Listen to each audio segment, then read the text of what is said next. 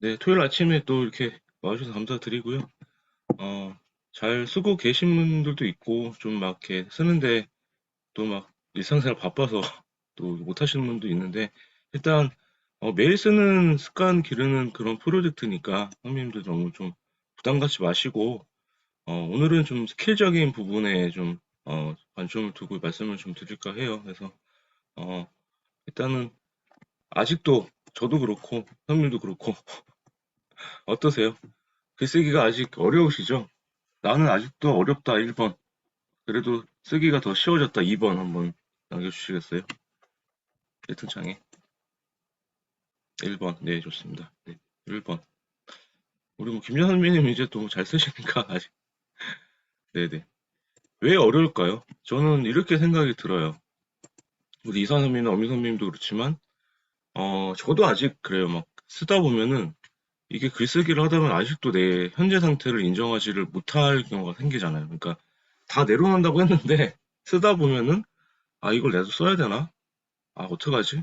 그러니까 여전히 제 마음에 이 쓰기에 대한 뭐 부담도 있고, 내가 과연 이거를 또 썼을 때 남들한테 또 보여주는 것 자체가 또 그게 아직은 아닌 것 같다. 그러니까 인정을 하지 못하니까 계속 쓰다가 어려운 거고, 하나는 이제 좀 수월해졌는데, 이제 막 다양한 글쓰기를 하고 싶은데, 아, 내 실력이 아직도 이거밖에 안 되는구나. 그러니까 이런 여러 생각이 들다 보니까 아직 나의 현재 상태를 좀 인정하기가 어렵다. 그래서 또 막 쓰다가 지우다가 쓰다 지우다 하는 게 첫 번째고, 두 번째는 이제 아까 말씀드렸던 이제 약간 쓰는 게 계속 쓰다 보니까 글쓰기도 재밌고, 어떤 주제를 가지고 계속 이렇게 막, 어, 쓰는데, 하고 싶은 얘기가 많아지는 거예요. 만약 이선호미님 어떤 뭐 사랑에 대한 얘기를 썼는데, 내가 막 사랑에다 썼다가, 근데 어떤 사랑에도 종류가 많잖아요. 뭐 아가페적인 사랑, 뭐 에로스적인 사랑, 뭐 플라토닉 뭐 이런 그런 걸 있는데 주제는 이제 사랑이라고 썼는데 막 다른 걸 막 갖다 놓고. 그러니까 이게 말이 많아지면 어떡해요. 이것저것 다 쓰다 보니까 막 길어지다 보니까 산으로 가는 경우도 있고 결론도 못 내고. 그리고 세 번째는 저희 바쁘잖아요. 막 머미 선생님도 그렇고 이 사람들도 그렇고 막 쓰다 보면은 어때요? 하루에 이거를 써야 되는데 내가 글 쓰기만 하고 싶지만 우리 뭐 24시간 동안 아이도 키워야 되고 일도 해야 되고 또 뭐 밥도 먹어야 되고 뭐 글쓰기 하는 시간이 막 24시간 중에 다 쏟아부을 수는 없잖아요. 그러다 보니까 한 번에 빨리 쓰고 이걸 하고 싶은 거예요. 근데 어떻게 해요? 글은 한 번에 잘 쓰려고 하면은 잘 안 되잖아요. 근데 말은 한 번 나가면은 금방인데 글은 어때요? 한 번 써놓은 거를 계속 고치면 고칠수록 좋아지기 때문에 남잖아요. 그러니까 한 번에 잘 쓰려고 하는 조급함 이런 것 때문에 어렵다. 그러다 보니까 네 번째랑 연결이 되는 거예요. 쓰다가 지우다가 쓰다가 지우다가 어떠세요? 한두 줄 쓰다가 이게 맞나? 안 맞나? 그러니까 이런 것 때문에 선배님들이 좀 어렵다. 그럼 어떻게 해야 되냐? 글쓰기가 어렵다는 이유가 저희만 그런 게 아니라 이제 유명 작가들도 이런 얘기를 많이 했다고 하죠. 여기 오클레오라는 사람이 보면은 오클레 사람 보면은 작가라면은 그 누구든 빈 공책이나 모니터 화면을 바라보아야 한다. 문장을 떠올리기 위해서라면 방망이로도 자기 머리를 내리쳐야 한다. 소리 들리시죠? 어떠세요? 쓸 때 이런 막 그 충격을 먹어야 좀 쓰잖아요. 그죠? 근데 또 존 스타이베라는 사람은 그래요. 첫 줄을 쓰는 것은 어마어마한 공포이자 마술이며 기도의 놈의 수줍음이다. 존 스타이베 되게 유명한 그 미국 작가잖아요. 이분도 첫 줄을 쓰는 게 어렵대요. 그리고 토마스 마의 사람은 작가는 다른 사람들보다 글쓰기를 어려운 사람이다. 작가가 제가 알만한 작가가 누가 있었는데 선배님 책을 안 내고 매일 쓰는 사람이 제가 작가라고 말씀드렸잖아요. 그죠? 그죠? 그러니까 선배님들은 매일 쓰기 때문에 글쓰기가 어려운 거예요. 그래서 맞습니다. 국내 포도. 예. 그러니까 선배님들은 매일 쓰기 때문에 우리는 글쓰기를 더 많이 하기 때문에 어렵다. 그래서 답은 뭐다? 답은 답은 자기가 쓰고 싶은 선배님의 주제가 있으면은 한 가지만 써요. 한 가지만. 한 주제는 한 가지만 쓰고 어떻게 한다? 양을 채워놓고 쓰고 또 고쳐 쓴다. 이게 답이에요. 편하게 선배님 쓰고 싶은 주제 한 가지에 집중하고 그걸 어떻게 한다? 초고는 뭐라고 했어요, 제가? 초고는 양을 채워놓은 거라고 말씀드렸죠. 채팅창에 다시 한번 적어보세요. 초고는 양을 채우는 원고다. 다시 한번 써보세요. 초고는 양을 채우는 원고다. 그리고 뒤늦게 들어온 선배님들도 비디오는 좀 켜주세요. 비디오 못 켜시는 분들은 채팅창에 왜 못 켜신지 좀 남겨주시고요. 초고는 양을 채우는 원고다. 예. 그러고 나서 어떻게 한다? 퇴고할 때 고쳐 쓰고 또 고쳐 쓴다. 이것만 기억하시면 돼요. 글은, 죄송해요. 글은 제가 봤을 때는 쓰고 싶은 주제 한 가지를 집중하고, 그 다음에 쓰고 또 고쳐 쓴다. 이것만 기억을 하시면 선배님들이 글을 쓰실 때 뭐 되게 부담이 없으실 거예요. 쉽죠? 그래서, 그래도 난 모르겠다. 그래도 난 모르겠다. 그러면 쓰기 전에 저는 선배님들이 동기부여를 좀 하시는 방법에 대해서 한번 말씀을 좀 드릴까 해요. 죄송해요.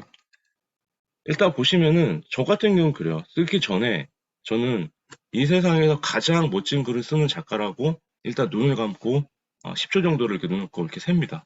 학원이라고 하죠. 그러니까 잠재의식이라고 하는데 이게 그러니까 제가 한번 그 조세모피 박사라고 해서 그 아마 잠재의식이라는 말을 많이 들어보셨을 거예요. 커피 한 잔의 명상으로 10억을 번 사는 책이 있거든요. 그 책을 한번 제가 공유를 해드릴 테니까 한번 읽어보세요. 커피 한 잔의 명상으로, 아니, 커피 한 잔의 명상으로. 잠시만. 제가 한번 그냥 얘기 나온 김에 책 하나 한번 소개를 좀 해드릴게요. 이 책은 많은 사람들이 좀 들어보셨을 거예요.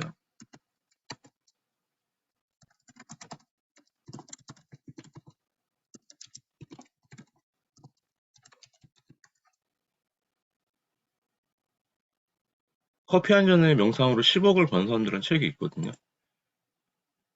이 책인데, 이 책이 굉장히 좋은 책이에요. 사람들이 잘 모르는데, 나중에 한번 사서 보세요. 이거는 제가 제 의식을 조금씩 바꿨던 책이거든요. 그 잠재의식이라는 책인데, 제가 이걸 가지고 글쓰기랑 연결을 시켜봤어요. 제가 이따가 한번 더 그 톡방에 올려드릴게요. 거기에 나오는 이제 제가 선배님들이 글을 잘 못 쓰지만 쓰기 전에 나는 최고야 말 이런 그런 마인드를 이제 정립을 하는 거거든요. 그래서 이 세상에서 가장 멋진 글을 쓰는 나는 작가다 이렇게 생각을 하시면 좋을 것 같아요. 그래서 저는 이제 유시민 작가, 장석규 작가 지금 내 이 글감 가지고는 잘 쓸 수 있다 이렇게 되뇌어 보세요 한번 쓰기 전에. 그러면 자기도 모르게 좀 자신감이 생기실 거예요. 그리고 두 번째로는 선배님들이 지금 쓰는 글이 제가 말씀드렸잖아요. 어떤 누구한테 다른 사람들한테 선배님 쓰는 블로그나 아니면 어떤 글을 보고 도움이 된다.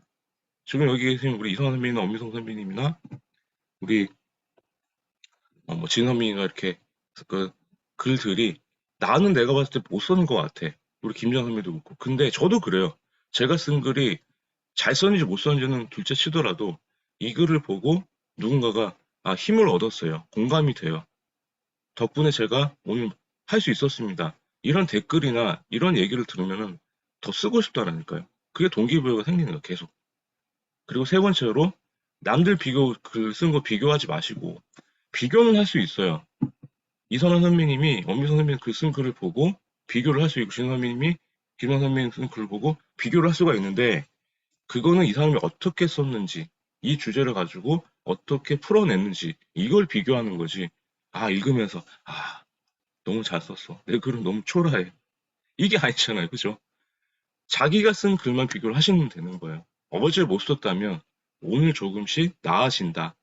그래서 트렌드 코리아 2019에 나왔던 얘기 중에 하나에 이제 막 하나의 신조어가 지금은 거의 고유명사가 있죠. 업그레이드라는 말이. 그래서 그게 업그레이드하는 그 말이 그거거든요. 업그라는 인간이라는 게.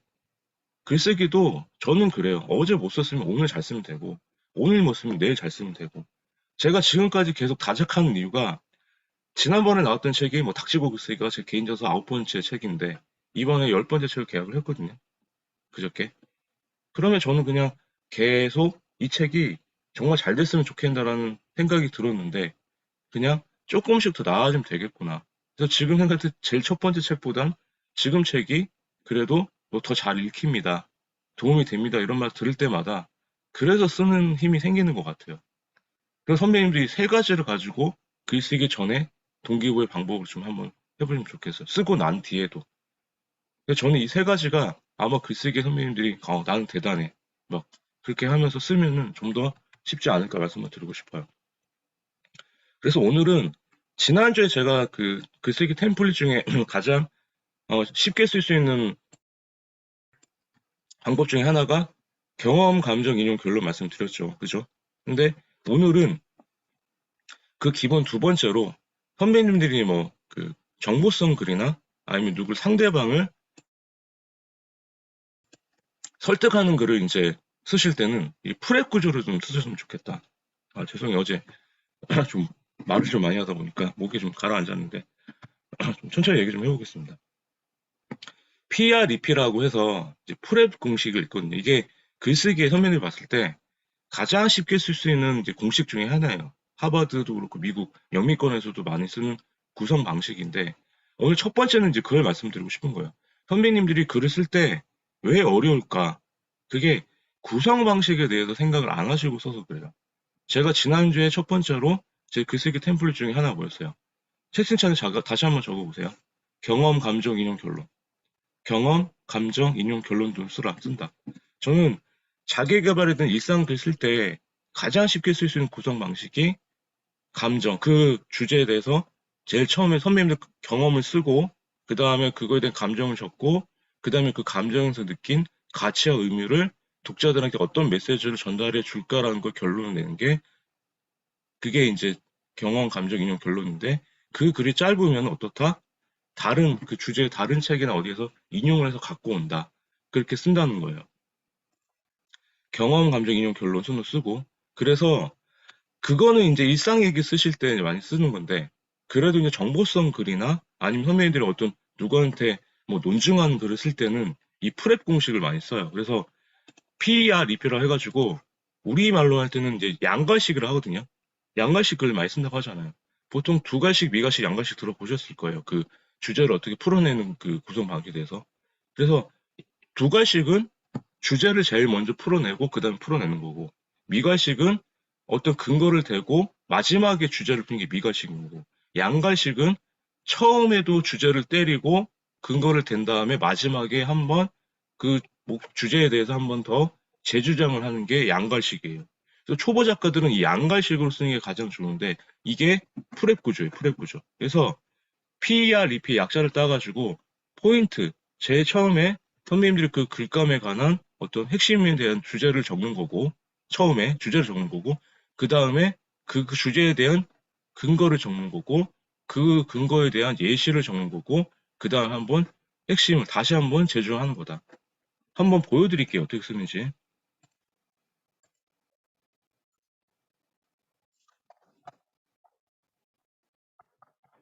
제가 썼던 어제 글도 이게 그 프랩 구조로 쓴 건데 이거 말고 제가 항상 그 예를 드는 게 있는데 보세요 선배님들 이게 나만의 콘텐츠를 찾는 세 가지 방법이란 제가 그 정보성 글을 쓴 거예요. 이거를 프랩 구조로 쓴 거거든요. 한번 보여드릴게요.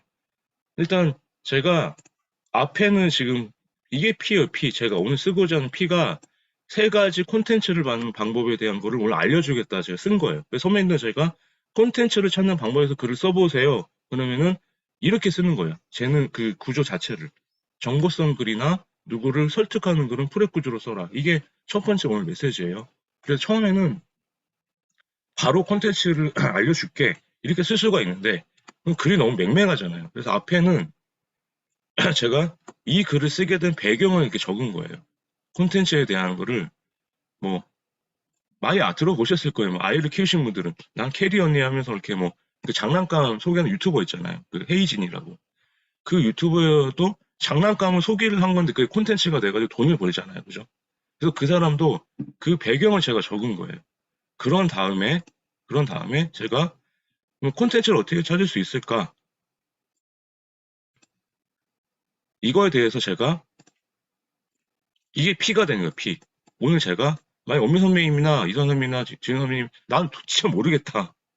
저는 모르겠다. 그러면은 그냥 이거 빼고 그냥 바로 내 콘텐츠는 이건데 오늘 내 콘텐츠는 이렇게 찾았다. 그래서 내가 우리 방법을 한번 소개해 보겠다. 피해 이렇게 적은 거죠. 제일 처음에. 그 다음에 이제 R이 나오겠죠. R. 그래서 그 근거는 세 가지를 보통 되면 좋아요. 이게 R이 되는 거예요. 세 번째 근거가 내가 콘텐츠를 세 가지를 해줄게. 이게 주제였잖아. P. 그래서 그 R 근거가 그럼 어떻게 내가 잘하는 거에서 지금까지 찾아보자. 내가 잘하는 거에 대해서. 그리고 두 번째 근거는 내가 어떤 분야에서 찾자. 경험해서. 세 번째는 내가 관심 있는 분야를 공부하고 적용하자. 이게 R 근거가 되는 거예요. 한 가지만 적어도 되는데 보통 세 가지를 적으면은 제일 좋아요. 그래서 이렇게 많이 쓰는 책들이 많아요. 선생님 책을 좋아하시면은 뭐 혹시 옛날 체인지 그라운드라고 지금 스터디온 찍는 뭐 신영준 박사나 뭐 그런 인생은 실전이라는 책이나 요 근래 나왔던 아니면 김종원 작가님 좋아하실 거예요. 인문학 책 쓰시면 김종원 작가님 쓰는 방식이 다 이렇게 써요. 책을 어떻게 써서 근거를 대고 이 근거에 대한 예시가 뭐다? 그럼 지금까지 해왔던 일을 찾자라는 예시가 이게 되는 거. 이게 2가 되는 거. 이게 어떤 경험을 찾냐? PRE까지 나온 거예요. 이렇게 쓴 거예요. 그 다음에 어떻게 하자? 마지막에 다시 한번 재주장. 그래서 콘텐츠가 더 많이 있지만 나는 이 세 가지를 통해서 콘텐츠를 만들어 자신한다. 그래서 여러분들도 세 가지 방법대로 차분하게 하시면 어떨까? 이게 P가 되는 거죠. PREP. 이해되시죠? 이렇게 쓰시면 돼요. 선배님들 정보성 글 쓰실 때는 뭐뭐 하는 방법, 뭐뭐 하는 노하우. 그래서 전자책 쓰실 때 모든 그 목차를 짜가지고 모든 이제 그 내용 있잖아요. 만약에 정 선배님이 나는 뭐 내가 운동을 잘하는 방법이다. 아령을 드는 방법, 뭐 역기를 드는 방법 이렇게 쓸 수 있잖아요. 그 10가지 꼭지를 짜가지고 그냥 이 프랩 공식으로만 써도 돼요. 그냥 이렇게 쓰면 금방 쓸 수 있잖아요. 선배님도 알고 계신 그 방법만 넣고 글쓰기 구성 방식만 하고. 그래서 저는 제가 항상 말씀드리는 게 경험, 감정, 이용, 결론하고 저는 이 프랩 공식 2개 가지고 전 책을 써요. 제 경험이나 이런 것들을. 그러니까 모든 한번 선배님들 책 좋아하시니까 책 한번 오늘 보고 그냥 읽지 마시고 이제는 이 글쓰기 구성 방식이 이렇게 돼 있구나. 그러면 그 구성 방식에 대해서 이렇게 적용을 할 수가 있다는 거예요. 그래서 오늘 첫 번째는 뭐다? 구성 방식. 이제는 글쓰기 전에 선배님들이 글쓰기 구성 방식을 생각하고 그 다음에 어떻게 쓸지 배치한 다음에 하나씩 넣어보세요. 그래서 그냥 이제는 글 자체가 보통 집을 만들 때도 뭐 건축 설계도가 있잖아요. 글쓰기 할 때 설계도가 구성 방식이에요. 프레임이라는 프레임. 그래서 그 구성 방식도 오늘 생각을 하자는 게 첫 번째예요. 그래서 서론, 본론, 결론, 기승전결 다 좋아요. 하지만 제가 말씀드린 템플릿 2개만 기억하세요. 경험, 감정, 이용, 결론, 프레임. 근데 프랩은 언제 쓴다? 정보성 글이나 남을 설득하는 글을 쓸 때 프랩을 쓰고 그 다음에 나머지 글을 쓰실 때는 경험, 감정, 이용, 결론 이걸 쓴다. 그럼 진짜 쓰기가 수월하실 거예요. 그러면 더 다양한 글을 쓰는 거 한번 보여드릴게요. 이게 강호국의 글쓰기라는 책에서 나온 거예요. 제가 글쓰기 책 하나 또 소개를 해드리면 김현 선배님 뭐 아시겠지만 제 글쓰기 책도 있지만 강원국 강원국의 글쓰기라는 책이 있어요. 그 책이 제가 모든 글쓰책을 많이 읽어봤는데 한 권쯤은 갖고 계셔도 돼요. 글이 쓰기 힘들 때 뭐 문법이든 어떤 스킬이든 그런 거에 대해서 총망라한 책이거든요. 정말 책은 저렇게 써야 되는데 저처럼 막 대충 쓰면은 이렇게 얇게 나오는 거고 정말 심혈을 기울이면은 정말 한 권의 책이 나오는데 거기에 나오는 걸 갖고 왔어요. 이 구성 방식도 보면은 칼럼 자체도 보면은 현상 진단 해법이란 구성 방식으로 쓴대요. 신문에 보면 그죠? 그래서 칼럼 글은 보면은 어떤 일이 생겼어요. 뭐 예를 들어서 어제 조 바이든 대통령이 미국 대통령이 윤석열 대통령을 만나러 왔다. 그래서 삼성을 방문했다. 그럼 진단하겠죠. 그러면 어떤 게 문제였는지 이 문제가 진단이 됐다. 어떻게 풀어야 되겠다. 이런 식으로 나오는 거예요. 그래서 부동산 가격이 상승한 칼럼 자체가 뭐 모델하우스가 뭐 해서 떡다방이 컸다. 집값이 올랐다. 그럼 진단이 공급이 부족했다. 해법이 공급을 확대해야 되겠다. 칼럼 글이 딱 이런 식으로 돼 있다 하는 거예요. 그리고 홍보하는 글도 보면은 선배님들이 어떤 물건을 팔거나 내가 뭐 스마트 스토어를 할 때 어떤 내가 지금 팔고자 하는 물건의 특징을 먼저 적고 그 다음에 장점을 적고 이 물건 샀을 때 어떤 이익이 있고 어떤 혜택이 있는지 보자. 이렇게 쓰면 된다라는 거고. 그리고 제가 아까 말씀드렸던 논증하는 것 자체도 주장, 이유, 근거와 예시, 재주장. 이게 아까 뭐였어요? PREP였죠. 주장, 이유, 근거와 예시, 재주장. 그죠? 이게 아까 말씀드린 프레 구조인 거예요. 나머지는 쭉 읽어보시고 결국에는 위로하는 것 자체도 어려운 처지에 공감하고 희망과 용기, 고치, 지원서 표명. 그리고 교회에서는 기도문도 보면은 찬양, 은혜에 대한 감사, 회개, 강구, 다시 감사, 아멘. 모든 게 글쓰기 프레임이 있다라는 거예요. 제가 좀 똥손이라 사진이 지금 잘 안 보이시죠? 좀 잘 찍었어야 되는데. 그래서 일단 이 구성 요소를 생각을 하시고 선배님들을 쓰시면은 뭐다? 글쓰기가 수월하실 거다. 이렇게 말씀을 드리고 싶은 거예요. 아시겠죠? 오늘은 이렇게 구성 요소부터 먼저 생각을 하셔서 이제부터는 어떻게 한다? 주제를 받았다. 제가 쓰는 템플릿 2개를 가지고 어떻게 한다? 구성 요소를 배치해서 어떤 걸 넣을지 한번 써보고 그 다음에 그거를 늘렸으면은 글쓰기가 더 수월해진다라는 거예요. 그냥 막 쓰니까 분량 채우기도 힘드신 거예요. 근데 구성을 해놓고 쓰면은 분량 치기가 더 늘어날 수 있다. 이렇게 말씀을 드리고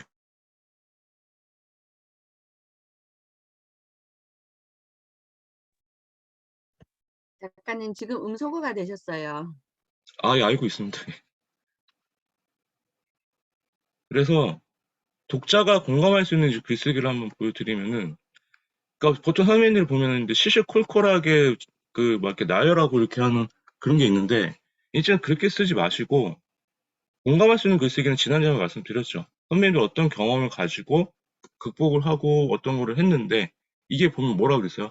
잔소리가 하는 게 아니라 내가 이렇게 했기 때문에 여러분도 이렇게 했으면 좋겠다. 이런 뉘앙스로 쓰시는 글이 독자가 공감할 수 있는 글쓰기다. 이렇게 말씀을 좀 드리고 싶어요. 그래서 당신과 나와 그 가운데 우리가 있다. 그래서 그 교집합을 생기게끔 해서 이렇게 소통이 되고 어루만져 줄 수 있는 이제 그런 게 보면 공감 가는 글쓰기라고 하니까 즉 1주차 때 제일 마지막에 했던 그 공감 가는 글쓰기 2개를 비교를 하셔가지고 이렇게 한번 써보세요. 그래서 잔소리하는 글이 아니라 같은 눈높이에서 같은 대상을 보고 이렇게 어루만져 줄 수 있는 글쓰기가 공감하는 글쓰기다. 근데 그걸 어떻게 쓰느냐? 시시콜콜하게 내가 뭐 했다 나열하는 게 아니라 이 경험을 가지고 내가 어떻게 극복을 했고 어떤 식으로 내가 풀어냈기 때문에 거기서 내가 여러분들한테 이렇게 해봐라. 이렇게 한번 해보자. 그러니까 해봐라가 아니라 해보자. 이런 식으로 조금 약간 유하게 쓰는 글이 공감하는 수 있는 글쓰기다. 이렇게 말씀을 드리고 싶어요. 그래서 문장은 제가 말씀드렸죠. 문장이라는 게 선배님들이 썼을 때 생각해보세요. 딱 생각이 들어서 그냥 막 쉬는 건데 이게 쓰는 게 아니라 제가 봤을 때는 이 머릿속에 떠오르는 것을 말로 번역하는 거로 제가 말씀을 드리고 싶어요. 그래서 어떻게 쓰자? 문장은 내 머릿속에 떠오르는 생각, 상, 마음심, 그래서 심상을 떠올려서 적는 거다. 그래서 어떻게 하자? 문장이 길어지지만 처음에는 길어져도 되니까 그냥 쓰세요. 그 다음에 어떻게 하자? 문장을 제가 항상 제가 말씀드린 댓글을 보면 문장을 짧게 나누라고 하잖아요. 문장을 짧게 나누는 이유가 가독성이 좋아지기 때문에 이렇게 쓰라고 하거든요.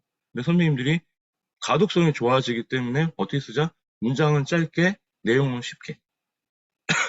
채팅창에 한번 적어보세요. 문장은 짧게, 내용은 쉽게. 그것만 기억을 하세요. 제가 채팅창에 칠하는 것만 기억하셔도 선생님들 글이 좋아지실 거예요. 문장은 짧게, 내용은 쉽게. 그래서 뭐뭐 했고 뭐뭐 했으면 뭐뭐 했다가 아니라 다 뭐뭐 했다, 뭐뭐 했다, 뭐뭐 했다 이렇게 다 나눠 쓰시라는 거예요. 그래서 문장을 짧게 쓸수록 읽기가 쉽고 가독성이 좋아진다. 이렇게 말씀을 드리시고요. 그래서 한번 더 나가보면은 읽기 쉬운 글의 조건은 이거예요. 제가 보기 좋게 구성되는 게 문단 나누기를 활용하라는 게 말씀드린 게 이거거든요. 문단 나누기가 이거예요. 제가 옛날에 썼을 때는 글 자체를 이거를 다 붙였었어요. 이거를 다 끝까지 이렇게 붙였었단 말이에요. 그래서 이거를 이렇게 띄는 게 문단 나누기거든요. 이렇게 하나를 쓰시고 그다음 한 칸 띄고 한 칸 띄고 그다음 쓰고 또 한 칸 띄고 어떠세요? 이러면 더 잘 보이죠. 선생님이 봤을 때. 근데 처음부터 끝까지 쫙 붙여 쓰시는 분들이 있더라고요. 그러면은 독자를 배려를 안 한 거예요. 그냥 읽기는 좋은데 그냥 쭉쭉 읽는 건데 이렇게 그냥 이어버리니까. 그래서 어떤 출판사 같은 경우는 문단 나누기를 안 하고 내는 책들이 많은데, 요새는 보면은 거의 이렇게 문단을 나눠서 나오는 책이 많거든요. 그런 게 보면 선배님들도 블로그에 글을 올리실 때는 이렇게 제가 막 이렇게 뭐 한 칸을 띄든가 여기다가 이렇게 그림을 넣든가 해가지고 독자들이 좀 보기 쉽게 그렇게 하는 글이 좋다. 그래서 문단 나누기를 활용하자는 게 그 얘기예요. 제가. 그래서 문단을 나누기를 해 보시고, 두 번째는 뭐다? 단순하고 내용 쉽게 쓰라고 했잖아요. 지금 쓰셨죠? 내용은 쉽게라는 게 선배님들, 자제분들이 있으실 텐데, 내가 선배님 쓴 글을 한번 읽어보라고 보여주세요. 한번. 자녀분들한테. 그걸 읽었을 때 적어도 13살부터 15살일 그 사이 친구들이 읽었을 때 막힘이 없다. 그러니까 그 문장의 뜻을 몰라도 그냥 이렇게 내용을 썼을 때 그 친구들이 이해할 정도로 잘 쓴 거예요. 그러니까 대학 교수들이나 제가 봤을 때 그 좀 유명한 작가들도 좀 어렵게 쓰시는 분이 있는데, 뭐 유시민 작가님 같은 경우는 좀 책이 어렵긴 해요. 제가 봐도 잘 모르겠어요. 그리고 어떤 분들 보면은, 근데 그런 책들은 좀 어렵게 쓴 건데, 보통 책 지금 시중에 나와 있는 책들은 그냥 읽어도 아, 이해가 쉽게 쓰자. 어떤 글은 그게 읽기 쉬운 글이에요. 그리고 세 번째는 뭐다? 문장을 짧게 쓰자. 그리고 네 번째가 말씀드리죠. 밋밋하게 쓰는 게 아니라 선배님들의 그런 예시나 스토리를 넣어가지고 지난 시간에 얘기했던 오감 글쓰기를 통하거나 내용을 묘사를 잘 하면 돼요. 경험담이 어떻게 쓰라 했어요? 나는 황선 작가의 강의를 들었다가 아니라 7시다. 알람이 울렸다. 줌링크가 들어왔는데 들어갈까 말까 고민이 된다. 아, 오늘 들어가 봐야 또 황선 작가가 이상한 얘기밖에 안 할 것 같다. 듣기가 싫다. 앞에랑 뒤랑 뭐가 틀려요? 강의를 들었다 하는 거에 대해서 선배님들이 그 경험을 묘사를 한 거잖아요. 그럼 생동감이 유발이 되고 흥미가 유발이 되죠. 그러니까 글을 쓰실 때는 그냥 밋밋하게 내가 뭐 어릴 때, 뭐 말을 예를 들어서 뭐 어릴 때 좋아하는 음식에 대해서 써보세요. 제가 드렸잖아요. 그러면 나는 뭐 떡볶이를 좋아했다. 이게 아니라 떡볶이를 좋아했는데 그때 에피소드를 하나 갖고 와가지고 뭐 어디 무슨 떡볶이 집에 뭐가 있는데 메뉴 뭐가 있고 그 맛을 먹었는데 뭐 정말 막 돌았는데 맛있다 뭐 떡볶이를 먹다가 어디 늦었다 이런 스토리를 갖고 오셔가지고 글을 채워야 그게 그 독자들한테 좀 이입이 되고 흥미가 유발이 된다라는 거예요. 그래서 앞으로 쓰실 때는 선배님도 그냥 이제 쓰지 마시고요. 항상 저는 그렇게 생각 들어요. 어떤 경험을 쓰실 때도 그냥 내가 그 양력을 쓰는 게 아니고 뭐 선배님 역사를 쓰는 게 아니고 그 글감에 맞는 선배님들의 기억이 있을 거 아니에요. 어떤 뭐 떡볶이면 떡볶이에 대한 추억 아니면 뭐 학창 시절에 뭐 그런 강렬했던 기억까지는 아니지만 그 글감에 맞는 아마 있었을 거예요. 그 장면을 갖고 와서 그 장면을 어떻게 쓴다? 그림을 그리듯이 한번 묘사를 해서 써보세요. 그 다음에 거기서 느낀 감정을 적고 이 감정에서 느낀 어떤 가치와 의미가 있으면은 그걸 독자들에게 전달할 수 있는 메시지를 결론에서 쓰시면은 그게 한편의 글이 된다라는 거예요. 그렇게 한번 써보세요. 그게 네 번째가 그래서 중요하다는 거예요. 독자를 위한 글을 쓰는 게 선배님들의 그냥 역사를 얘기하는 게 아니라 이 글감에 대해서 선배님들에 대한 경험을 통해 이 사람은 이 글을 독자들은 뭐야? 이 경험을 통해서 그럼 어쩌라고? 이걸 통해서 내가 어떻게 뭔데? 이런 걸 생각하셔서 쓰셔야 된다는 거예요, 이제는. 그래서 이 네 가지를 한번 해보세요. 그럼 읽기 쉬운 글의 조건이라는 게 이 네 가지 말씀을 드렸어요. 그래서 지난번에 이제 선생님 말씀드렸잖아요. 그럼 내가 도대체 첫 문장을 어떻게 써야 될지 이게 시작하는 걸 모르겠다. 그래서 오늘 그 첫 문장을 쓰는 방법, 김양 선배님도 몇 번 들으셨지만 이제 또 한 번 더 공식에 대해서 말씀을 드릴게요. 8가지가 있는데 첫 번째로 선배님이 어떤 글감을 드렸어요. 글감을 드렸으면 이제는 딱 받았을 때 그냥 책에 나오는 구절이나 명언으로 먼저 첫 문장을 시작을 하세요. 그래서 쓰고자 하는 주제에 맞는 구절이나 명언을 찾아서 첫 문장을 한번 써보세요. 그다음 예를 들어서 실패라고 한다면 실패에 대한 구절을 찾아서 그 쓰면 어때요? 명언을 적은 다음에 그 다음에 선배님들이 그 명언에 맞는 경험이나 이 구절이 왜 나왔는지 생각을 적으면 두 번째, 세 번째 문장 쉽게 나오겠죠. 그죠? 그래서 명언을 찾는 방법을 한번 알려드릴게요. 네이버에 들어가셔갖고 네이버 들어서 뭐 사랑 명언 이렇게 딱 치면은 아주 친절하게 나와요. 명언이 사랑 10개씩 나오거든요. 이렇게 인생 이렇게 10개씩 나와요. 여기서 하나씩 갖고 오시면 돼요. 이렇게 있거든요. 자기 개발에 대한. 아니면 아주 우리나라 사람들 다양한 사람 많죠. 자기 시간 투자해가지고 막 명언만 이렇게 모아주는 블로그도 있어요.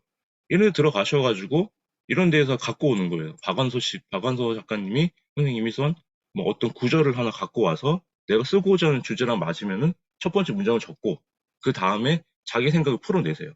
제가 제일 처음에 책을 쓸 때 이렇게 썼었어요. 명언을 적고 그거에 대한 생각을 적은 다음에 제 경험을 갖고 와서 이 명언이 제 경험을 이랬습니다라고. 그래서 미친 실패력 책이 다 보면 앞에 명언이 들어갔거든요.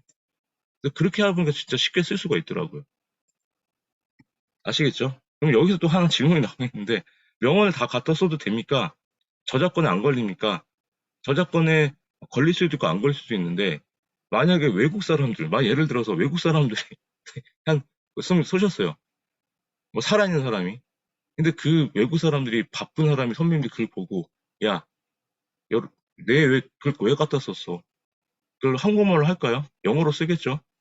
그럼 이메일이 오면 그걸 또 반박을 해야 되는데 글러리 있다 없다? 없다. 그래서 저작권은 4, 5, 70년 제가 많이 죽고 나서 70년 되는 제 글을 많이 써도 돼요. 인용을. 근데 이제 그 안에는 이제 출처를 꼭 밝히셔야 되고 그리고 그냥 아무 부담 없이 인용을 할 수 있는 세 가지가 있어요. 성경책, 바이블, 그 다음에 탈무드, 그 다음에 이소부화. 이 세 개는 그냥 갖다 쓰시면 돼요. 그래서 앞으로 글을 쓰실 때 내가 도저히 경험이 없다, 간접 경험을 쓰시겠다 하시면은 이 세 개 중에 갖고 오세요. 뭐 창세기 어디 나온다, 뭐 탈무드 누가 얘기했다, 랍비가 있다, 뭐 아니면 이소부화의 뭐 그런 얘기 있잖아요. 얘기 같은 그러면 세 개가 그런 거는 통용대로 쓰는 거예요. 하나 더 있다 그러면은 우리나라 전래동화 뭐 이런 것도 있잖아요. 그죠? 그래서 그런 것들은 갖다 써도 되고 근데 이제 뭐 항상 인용을 할 때는 어떻게 해야 출처를 잘 밝히시면 돼요. 그러면 선배님들 글을 쓰실 때 부담이 없으실 거예요. 두 번째는 어떤 특정한 날에 있었던 사건으로 시작을 해보세요. 내 인생에 특별했던 사건이나 이런 것을 기억해서 첫 문장을 한번 써보세요. 그래서 만약에 선배님들이 뭐 이때가 저희 20년 전에 그 이탈리아랑 했던 16강전에서 설기현 선수가 그때 동점골을 넣는 장면이었는데 만약에 이제 이럴 때 보면은 저희 전 나라가 들썩였잖아 20년 전에. 그러니까 이런 선배님들이 우리가 알고 있는 우리 전 국민이 알고 있는 그런 사건이나 아니면 선배님들이 갖고 있던 자기 인생의 특별한 사건을 하나를 갖고 와서 첫 문장에 적어 보시는 거예요. 어떤 글감이 있으면. 그래서 뭐 가장 무서웠던 기억 같은 건 잘 적으셨더라고요, 이렇게. 그래서 그런 걸 갖고 와서 적고, 그다음에 첫 문장에 적은 다음에 그 경험을 적은 다음에 그 다음에 뭐 나올 거 아니에요. 그 느낌이나 뭐 어떤 거를 두 번째, 세 번째 이렇게. 예를 들어서 화생방에 대한 추억이 있다. 들어갔는데 막 끔찍했다. 들어갔는데 막 코로도 나오고 뭐 귀로도 나오고 내 몸에는 구멍에서는 다 나왔다. 좀 아침 죄송하지만 이런 암울했던 기억들. 그래서 그런 사건으로 첫 줄을 시작하면은 두 번째, 세 번째도 그 경험에 대한 묘사를 할 수가 있으니까 점점 쉽게 쓸 수가 있겠죠. 그래서 두 번째 공식은 이거예요. 세 번째는 어떤 장소와 사람 관찰. 그래서 첫 문장을 어디 간 적이 있다. 그럼 어디 간 적이 있으면은 그 장소에 대해서 이렇게 묘사를 하실 거 아니에요. 두 번째, 세 번째 문장이. 그럼 어떤 사람을 봤다. 제가 백성준 선배를 봤다. 뭐 김현 선배를 봤다. 오랜만에 봤으니까 반가웠다. 그러면 두 번째, 세 번째 문장이 계속 나오잖아요. 첫 문장을 시작을 하면. 그죠? 그래서 어떤 장소와 사람에 한번 써보고. 네 번째로는 사자성어. 아까 처음에 그 명언하고 똑같은 건데, 사자성어, 속담, 격언 한번 적어보세요. 뭐, 뭐 감탄고토, 뭐 고진감래, 아니면 뭐 어떤 논어에 나왔던 공자가 이렇게 얘기했다. 첫 문장 이렇게 적는 거예요. 그래서 그 한자어를 적고, 이 한자의 풀이가 이랬다. 그러면은 두 번째, 세 번째 문장이 계속 나오겠죠. 그래서 첫 문장은 이렇게 네 번째까지도 한번 똑같이 해보시고 다섯 번째 공식이 어떤 이제 계절, 날씨를 적어보는 거예요. 첫 문장에. 그래서 뭐 오늘 창을 열었더니 비가 내린다. 떠나간 옛 여자가 생각이 난다. 문이 열린다. 와이프다. 어떤 여자를 생각을 했느냐. 이런 식으로 쭉쭉 나오시잖아요. 그죠? 그죠? 비가 오면 왜 생각이 나는지는 모르겠어요. 미친 것 같아요. 그죠? 어떠실 것 같아요? 선배님도 있으시잖아요. 왜 다 다들 없으신 척 하시는 건 모르겠네 또. 오로지 뭐 남편만 사랑하시는 것도 아니잖아요, 그죠? 다 알고 있는데 일부러 얘기 안 하시는 것도 있는데 그걸 들어주면 된다 안 된다? 큰일 납니다. 그리고 여섯 번째, 이게 일곱 번째죠. 이제 다섯 번째, 여섯 번째는 그냥 선배님들 오늘 있었던 얘기를 쓰시는 거예요. 그래서 하루 일상 평범에서 지인에게서 전화가 왔다. 뭐, 백순 선배님 이게 제가 다 못 믿겠어요. 남편만 사랑한다라는 게, 에이, 거짓말. 제가 다 아는데, 다 잊지 못할 그런 사람들도 한 명씩 다 있잖아요. 다들 막 무슨 현실에서만 사랑 꾸는 막 하시는 건, 근데 그게 맞긴 하죠. 그래서 여섯 번째는 어떤 하루 일상 평범에 대한 그런 얘기를 쓰시는 거예요. 지인에게서 전화가 왔다. 20년 만에 첫사랑에게 전화가 왔다. 전화를 받았다. 뭐 이거 쭉쭉 나올 거 아니에요. 그 사람하고 대화를. 그죠? 그래서 하루 있었던 어떤 평범한 일을 첫 줄을 적고 그 다음에 두 번째, 세 번째는 계속 그 선배님들이 바로바로 쓸 수가 있잖아요. 그죠? 그리고 일곱 번째는 어떤 주제가 딱 줬을 때 뭐뭐를 좋아한다, 뭐뭐를 싫어한다 둘 중에 한번 써보세요. 그래서 만약에 나는 남편을 싫어한다. 그러면 싫어하는 이유가 쭉 나오겠죠. 이놈이 맨날 술 먹고 늦게 들어온다. 들어왔더니 그냥 잔다. 옛날에는 안 그랬는데 요새는 왜 이러나. 막 이런 식으로 쓸 수가 있고. 좋아한다 그러면은 좋아한다라는 이제 뭐 난 사과를 좋아한다 그러면은 뭐 그거에 대한 좋아하는 이유가 좀 나오겠죠. 그러니까 좋아한다, 싫어한다 중에 하나를 하면은 두 번째, 세 번째는 그 이유에 대해서 나오기 때문에 그게 풀어낼 수가 있다라는 거. 여덟 번째는 뭐다? 독서와 글쓰기는 실천에 이렇게 저는 어떤 그 단어에 대한 사전적 정의를 쓸 수도 있고, 그 다음에 두 개를 연결시킬 수도 있는데, 이게 강제 연결법이라 하거든요. 그래서 비유법 중에 은유법에 해당을 하는 그런 건데, 앞으로 선배님들이 이거를 잘하시면은 글쓰기가 많이 들어요. 강제 연결법. 서로 다른 두 단어를 연결을 시키는 거예요. 그래서 황상열은 뭐 바보다. 그러면은 황상열과 바보를 연결시키는 거죠. 그리고 독서와 글쓰기는 실천이다. 독서와 글쓰기는 세트 메뉴다. 그럼 왜 세트 메뉴냐? 두 개는 항상 같이 다닌다. 그래서 오늘 숙제를 하나 더 내드릴 거예요. 하나를 써보세요. 서로 다른 두 단어를 가지고 연결해서 강제 연결법에 대한 글을 한번 써보세요. 그래서 주제는 드릴게요. 독서는 뭐뭐다. 글쓰기는 뭐뭐다. 두 개 중에 독서는 뭐뭐다라는 그 단어를 선생님 찾으셔가지고 한번 서로 다른 연결법을 시켜서 이거를 첫 문장에 쓰면은 왜 그랬는지 두 번째, 세 번째 문장이 나오겠죠. 길게 안 쓰셔도 좋으니까 한 5줄 정도는 해서 서로 다른 강제 연결법 글을 쓰시면은 이것도 선배님들이 굉장히 글쓰기가 수월해지실 거예요. 그래서 독서는 뭐뭐다, 글쓰기는 뭐뭐다 쓰시고 그거를 카페에 공유를 해주시면 됩니다. 그래서 글쓰기는 많이 해보셔야 되는 거니까 이 강제 연결법에 대한 것도 한번 해보셨으면 좋겠어요. 아시겠죠? 그리고 아까 이제 말씀드린 그 8가지 방법을 쓰시면은 이제 쓰실 때마다 이 8가지 중에 하나를 내가 첫 문장 갖고 오자. 그렇게 생각하시는 거예요. 그러면 이제 좀 고민이 덜 하시겠죠. 이 8가지 중에 어떤 걸 갖고 오면 되니까. 그러면 글의 마무리는 그냥 이 4가지로만 딱 생각하시면 좋겠어요. 선배님이 썼던 주제를 갖고 다시 한번 요약을 하시는 거예요. 내가 오늘 콘텐츠를 받는 3가지 방법을 찾았다. 제가 아까 쓴 글을 다시 한번 보여드리면 제가 아까 보여드린 게 나만의 콘텐츠를 찾자 했었잖아요. 그럼 저는 마무리를 그러면 이런 지금 강의를 통해서 나는 책을 읽는다. 그래서 여러분들도 어떻게 하면 좋을까? 그냥 이렇게 끝냈죠. 독자들한테 한번 던지는 거예요. 그리고 한 번 더 재주장했죠. 제가 저는 한번 콘텐츠를 이렇게 3가지라면 만들 수 있다고 자신한다. 그러니까 여기서 끝내도 돼요. 근데 제가 더 나간 게 독자들한테 한 번 더 제가 이렇게 쓰면 좋겠다라는 걸 한 번 더 말씀을 드린 거거든요. 그래서 여기 두 번째 방법이 이거예요. 나의 다짐이나 결심으로 끝날 수도 있고 세 번째로는 어떨까? 독자들한테 한번 던지는 거죠. 질문문으로. 그래서 선생님들이 하면 내가 첫사랑을 찾았는데 전화를 끊었다. 결론은 뭐다? 첫사랑을 다시 찾으면 안 될 것 같다. 그게 결심이죠. 세 번째 뭐예요? 여러분들도 찾지 마시면 어떨까? 아니면 한번 찾아보고 만나는 게 어떨까? 한번 이렇게 던지는 거예요. 그러니까 독자들한테 이런 어떨까로 던지면은 그 결론에서 한 번 더 생각을 하게 되잖아요. 그죠? 글에 대해서. 그 저자가 결심으로 끝나면 아 그래 이 저자가 이렇게 하겠구나라는데 한 번 더 나가서 질문을 한번 던져보면 있는 입장에서는 한번 생각을 하게 되니까 좋은 거예요. 그런 다음에 마지막에 그러니까 이거를 쭉 제가 봤을 때는 하나씩 따로 이렇게 죄송해요.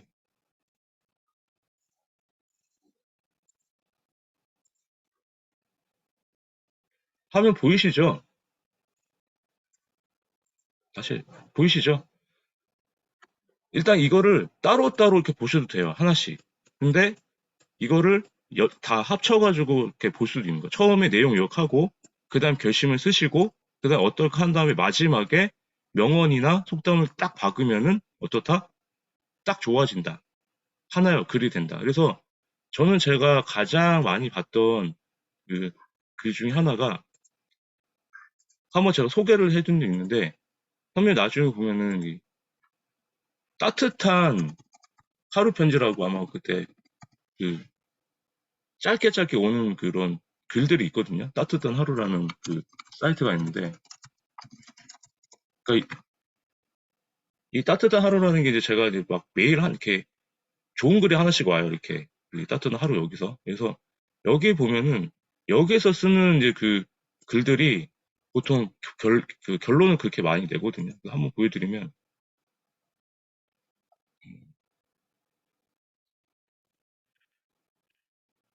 잠시만요. 따뜻한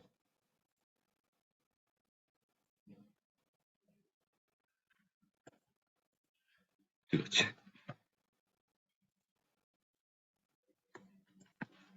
죄송해요. 여기 보시면은 이런 식으로 이렇게 짧게 짧게 나온 글인데 여기 보면은 항상 따뜻한 하루 결론 자체가 마지막에 명언을 이렇게 남겨요. 이렇게. 그러니까 명언을 어떨까 하고 명언까지 딱 쓰면은 그 유명한 사람들도 이 주제를 가지고 이렇게 얘기를 했구나. 그럼 글에 좀 공신력도 생기고 약간 신뢰가 더 든다라는 거죠. 그래서 처음에 명언이나 이렇게 시작을 하셔도 되고 마지막 결론에다가 선배님 쓰실 때 어떻게 쓰신다? 명언을 갖다 넣으면은 좋은 글이 될 수가 있다. 그래서 이렇게 한번 마무리를 하실 때 이렇게 한번 써보시면 좋겠어요. 아시겠죠? 그래서 주제를 다시 강조하고 다짐하고 어떨까 이렇게 해서 명언까지 쓰면 좋아진다. 그래서 글에 이제 표현력이라고 해서 이렇게 있는데 비유하고 이제 뭐 비교. 그러니까 오늘은 수사법이라 해가지고 되게 많은데 그냥 표현력은 두 가지만 얘기를 좀 들어볼까요? 그래서 비교와 대조, 그다음에 비유법. 그래서 비교는 같은 대상을 같이 비교를 하는 거고요. 대조는 물건이 있는데 다르게 보는 게 대조예요. 그래서 여기 보시면은 강원국의 글쓰기 나오는 책에 인용을 한 건데 운전과 글쓰기를 갖고 온 거예요. 그래서 운전은 출발지가 있다. 글쓰기도 단어 하나 문장 하나에서 시작한다. 죄송합니다. 진짜 똥손이라 되게 사진이 맨날 흔들려요. 왜 이럴까요? 수전증이 있는 것도 아닌데. 그리고 운전은 도착하고자 하는 지점이 있다. 근데 글쓰기도 보니까 주제 핵심 메시지가 글쓰기 목적지다. 그래서 선배님들이 어떤 글을 쓰실 때 한 번은 주제를 갖고 어떤 대상과 이거를 갖고 오세요. 이렇게. 그러니까 강제인걸법하고 비슷해요. 아까 이게 왜 이럴까 비교하는 거죠. 이렇게. 그래서 글쓰기의 운전을 비교했던 글이에요. 이렇게 쏘면은 좀 더 있는 독자들이 그래서 뭐 글쓰기와 라면 끓이기 비슷하다. 글쓰기 주제는 뭐다. 근데 라면에 스프가 있다. 스프는 글쓰기에서 어떤 양념에 들어가는 거다. 뭐 이런 식으로 비교를 하면은 조금 더 재밌게 쓸 수도 있고 조금 표현이 좀 다양해지겠죠. 그리고 비유법에 대한 거는 비유법은 이제 두 가지가 있는데 직유법과 은유법이 있어요. 직유는 뭐뭐 같이 뭐뭐 같은 선배님 많이 보셨던 거예요. 직접적으로 비유를 하는 거예요. 쟁반같이 둥근 달. 오늘 얼굴이 부은 뭐 어떤 어 저기 호빵 같은 황상의 얼굴 둥그래가지고 뭐 부어서 먹겠지만 그렇게 직접적으로 비유하는 게 직유법이다. 그리고 은유법은 뭐다? 은유법이 아까 말씀드린 은근히 돌려가는 거예요. 은근히 비유하는 거거든요. 간접 비유기 때문에. 그래서 텔레비전 바보 상자다. 그러니까 이게 뭐예요? 서로 다른 단어를 연결을 시킨 거죠. 그래서 은유법을 잘 쓰면은 글쓰기도 많이 늘기 때문에 직유, 은유를 두 개 중에 한번 해가지고 오늘 한번 그런 식으로 선배님들 글쓰기에 적용을 좀 해보시면은 도움이 된다. 제 말씀을 드리고 싶습니다. 그래서 제가 계속 말씀드리는데 스토리텔링 이렇게 나오는데 도대체 스토리텔링이 뭔데? 스토리텔링은 딱 그거예요. 그냥 선배님들 글에 내 이야기와 경험을 넣자. 제가 지난주 첫 시간에 나만의 이야기와 경험을 끌어내자라고 하면 무엇을 쓰자 할 때 얘기를 드렸을 거예요. 그게 왜 그래요? 저 김준환 선배님, 백승 선배님, 엄미성 선배님, 이선환 선배님, 그리고 뭐 지원 선배님, 김관 선배님 등재 중에 여기 계신 선배님들이 뭐다? 다 각자의 인생이 다르기 때문에 같은 주제를 제가 드려도 다 다른 얘기가 나올 수밖에 없죠. 왜? 각자 사람 인생이 다르니까. 그렇기 때문에 자기만의 경험을 쓰는 게 뭐가 된다? 차별화된 글이 된다라는 거예요. 그게 잘 쓰고 못 쓰고가 중요한 게 아니고 선배님들의 경험이 들어갔기 때문에 스토리텔링이 된다라는 거예요. 그래서 그게 뭔지 볼게요. 그럼 스토리텔링 어떻게 잘하면 좋겠느냐? 첫 번째가 있는 독자들한테 전달할 수 있는 메시지를 먼저 생각을 하시는 거죠. 쓰기 전에. 그래서 스토리라는 건 이야기예요. 이야기는 뭘 기반으로 한다? 서사를 기반으로 하는 서사가 뭐예요? 시간적 흐름이에요. 시간적 순서대로 나열만 해서 그러니까 시간적 흐름으로 가는데 쓰기 전에 어떻게 한다? 행복이라는 주제를 가지고 한다면 이제는 선배님들 독자들한테 전달할 수 있는 메시지를 먼저 생각을 하세요. 결론부터 생각을 하자는 거예요. 마지막 문장부터 생각을 하세요. 내가 이 행복이라는 주제에 대해서 독자들한테 이 얘기를 할 거야. 그럼 먼저 세팅을 시켜놓고 그러면 왜 우리는 행복해야 되지? 행복해서 먼저 해야 할 게 뭐지? 이런 걸 내가 큰 주제에 대해서 어떤 결론을 어떻게 낸지 한번 생각을 하신 다음에 그거에 대한 선배님들 경험을 넣으시면 되는 거죠. 그래서 그렇게 생각이 들었던 두 번째는 직접 경험을 먼저 많이 쓰세요. 어디 책에서 갖고 온 간접 경험 쓰지 마시고 선배님들이 직접 겪었던 경험을 많이 쓰시는 게 독자한테 가장 먹힌다. 그래서 김재현 선배님이나 뭐 백소영 선배님, 엄민 선배님 본인만이 갖고 있는 경험을 넣으시라는 거예요. 이 사람도 그렇고. 그래서 뭐 사랑의 주제로 글을 쓴다고 하면은 뭐 배우자나 연인들이 있다면 첫 만남, 그리고 싸운 한 뒤 후회, 이별 등 이런 것들을 직접 쓰시는 거예요. 그래야 독자들한테 입이 된다. 그리고 세 번째는 뭐다? 오늘 아까 말씀드렸던 정확한 구성, 글의 구성 방식을 정확히 갖추자. 그래서 보기는 좋아야 되니까. 그래서 그게 제가 아까 말씀드린 게 경험, 거기서 느낀 감정, 인용, 가치를 위해서 메시지 전달, 결론. 이걸 제일 많이 쓴다고 했죠. 또는 선배는 어떤 사건이 생겼다, 처음에. 그 다음에 그 사건이 발생해서 어떻게 나는 힘들었다, 고난이 생겼다. 그걸 어떻게 해결했다. 그래서 그 해결을 통해서 독자들한테 어떤 메시지를 전달하고 싶다. 이런 식으로 세 가지를 갖고 하면은 선배님 말씀하신 스토리텔링이 쉬워진다. 아시겠죠? 그래서 오늘 이렇게 한번 써보면 좋겠다는 말씀을 드렸고요. 제가 독자를 끌어당기는 원고는 뭐다? 이 장윤정 가수도 되게 인기가 많죠. 되게 말 잘하고 되게 매력 있잖아요. 그죠? 그러니까 이런 매력을 끌어오는 이제 글을 쓰는 게 뭐냐면 선배님들 쓰는 글을 나하고 이 저자와 있는 독자들을 밀당을 하시는 거예요. 어떻게? 때론 사실만 쓰거나 아니면 때론 좀 감정을 막 격정적으로 토로하거나 아니면 재밌게 유머 있게 하거나 그런 것들이 들어가면은 그런 스토리텔링이 되면은 독자들을 끌어당길 수가 있다. 그래서 그게 아까 제가 말씀드린 생동감 유발하는 거. 어떻게 쓰자? 경험을 세부적으로 묘사를 하고 감정도 그 슬펐다 기뻤다가 아니라 그런 상황에 대해서 설명을 해서 독자들이 이 저자가 지금 슬프구나 기쁘구나 이렇게 쓰시는 글이 밀당하는 글이다라고 말씀을 드리고 싶은 거예요. 이렇게 쓰시면은 쓰실 수 있겠죠. 이렇게. 그래서 좀 안타까운 게 34년을 이끌었던 그 송혜 선생님이 편찮으셔서 전국 노래자랑 하차하겠다는 소식이 들려왔습니다. 그래서 저도 참 그 오랜 기간이라는 게 34년이라는 세월이 참 대단하죠. 그 세월이라는 게 그렇게 오래 할 수 있어라는 게. 그러니까 저는 그 꾸준함이라는 거에 대해서도 굉장히 존경을 표해요. 그래서 선배님들도 제가 매일 쓰라는 이유가 뭐냐면 제가 7년째 글을 써보니까 사람들도 저한테 꾸준하다라고 얘기를 하고 뭐 책을 또 계약했냐, 뭐 13번째 책이냐, 10번째 책이냐, 뭐 어제도 저녁 식사 자리가 있었는데 근데 그거는 저는 제가 왜 계속 그렇게 하느냐. 송혜 선생님 보면서 저는 느꼈거든요. 한 분에서 꾸준하게 뭔가를 했을 때 그건 잘하는 걸 떠나서 인정받는 거는 진짜 누가 뭐라 해도 자기만의 길을 가는 게 한 분야를 개척하는 사람들이거든요. 저는 그게 인생에서 가장 성공했다고 봐요. 그래서 선배님들도 뭔가 좋아하는 게 있다 그러면은 저는 일단 꾸준하게 하셨으면 좋겠다. 그래서 여기 우리 들어가신 분들 김진환 선배님 진짜 꾸준하게 잘하시기 때문에 저는 되게 감사드려요. 제 프로젝트에 대한 모든 거를 그 목적을 이해를 하셨고 지금 여기 계신 선배님들도 뭐 매일 못 쓰셔도 상관없는데 매일 쓰는 꾸준함 자체가 이게 누적이 되면은 그거만큼 어떤 성과에 대해서 꼭 성과가 안 나더라도 확실한 성장은 보여요, 진짜로요. 그래서 그거를 믿으면 좋겠어요, 저는. 그래서 글쓰기가 저한테는 성장도 됐고 그런 꾸준함에 대한 것도 알려줬고 그래서 뭐 인생을 좀 배울 수 있게 된 그런 계기가 되지 않았나 싶어요, 저는.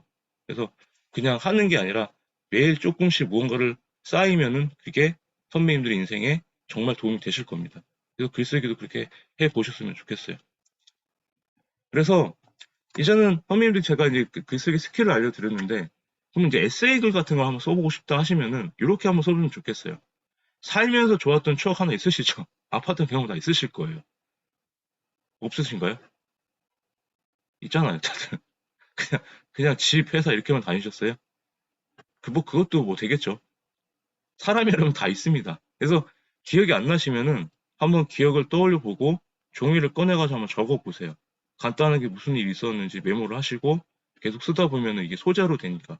그래서 이렇게 한번 써 보시고 그 다음에 어떻게 한다? 좋았던 추억도 아팠던 경험들을 찾았으면은 그 사건이 일어났던 거를 이제 아까 말씀드렸죠. 어떤 주제가 있으면은 한 에피소드를 그 장면을 갖고 와서 묘사를 하시는 거예요. 다 연결이 되는 거예요. 지금 제가 말씀드리는 게. 그래서 첫 줄은 일단은 임팩트 있게 시작을 하는 거예요. 흥미를 끌거나. 소설책 같은 경우도 뭐 만약에 임팩트 있게 시작하면 대화로 뭐 쾅! 차가 어디 들이받았다. 그러면 사람이 뭐지? 이렇게 좀 입이 되잖아요.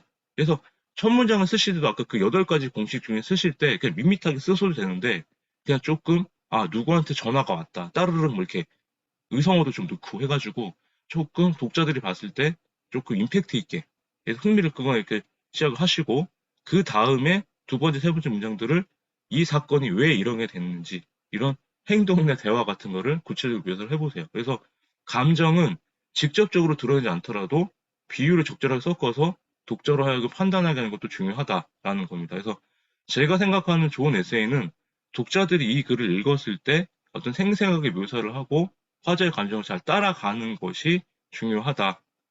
아시겠죠?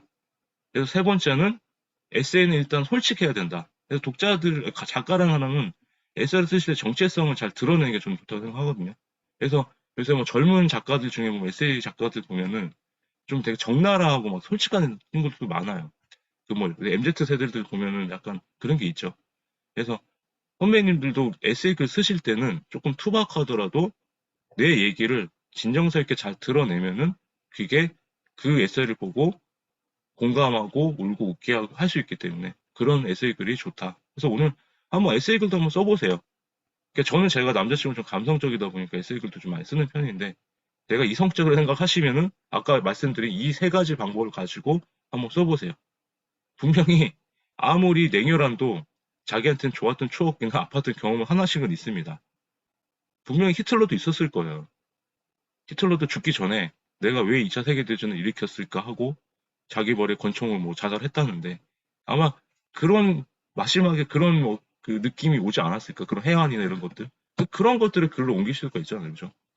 히틀러도 아마 그렇게 느꼈을 것 같다. 근데 나도 내가 어떤 게 있냐. 하필이면 또 비유를 왜 히틀러냐 이렇게 할 수 있는데 생각나는 사람이 없네요, 지금.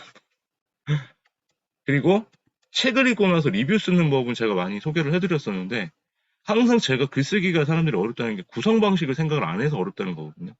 글쓰기 프레임만 갖고 있으면은 어떤 거에 다 대입이 돼요. 그래서 저는 제가 책을 읽고 서평을 쓰거나 리뷰를 쉽게 쓰는 방법이 이 네 가지 이 프레임이 있기 때문에 있거든요. 그래서 오늘도 선배님들도 쓰실 때 처음에는 서론에는 이 책을 읽게 된 동기, 나의 목차 소개를 한번 해보세요. 그 다음에 세 번째에서 책을 읽으면 뭐 이렇게 밑줄 치시잖아요, 이렇게. 그 밑줄 친 문장을 한 3개나 5개를 모아서 제가 말씀드렸죠, 지난주에. 가장 쉽게 쓰는 글을 쓰는 방법보다 내가 책 구절에 내 생각을 적는 게 제일 쉽다고 하셨잖아요. 그거를 모으시면 돼요. 그거를 본론에 모으고 네 번째 결론에서 이 책을 읽고 난 느낌이나 이런 어떤 가치를 이 책은 어떻다. 이 책에 던져준 메시지는 이렇다. 이거를 결론에 쓰시면은 그게 하나의 그 서평 프레임이 완성이 되죠. 그래서 이렇게 한번 써보세요. 이렇게 오늘부터. 그러면 진짜 어떤 책이든 쓰실 수가 있으실 거예요.